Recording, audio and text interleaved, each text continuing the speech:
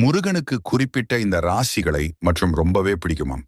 இதில் உங்கள் ராசியும் இருந்தால் மறக்காமல் எங்கள் முருகன் ஆராதனை கமெண்டில் சொல்லி ஓம் முருகா போற்றி என்று சொல்லவும். பொதுவாகவே அனைத்து ராசிக்காரர்களையும் முருகனுக்கு மிகவும் பிடிக்கும். முருகப்பெருமான் யார் மீதும் பாரபட்சம் இல்லாமல் தான் அருளை கொடுப்பான்.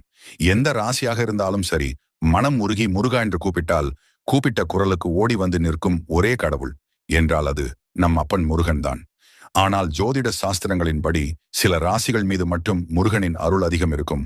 அவர்களை முருகனுக்கு ரொம்பவே பிடிக்குமாம். இந்த ராசியில் பிறக்கும் குழந்தைகளுக்கு முருகனின் அருள் முழுமையாக கிடைக்கும்.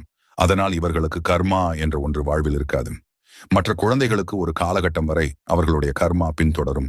அதன் பின் முருகனின் முழு அருளும் அவர்களுக்கு கிடைக்கும்.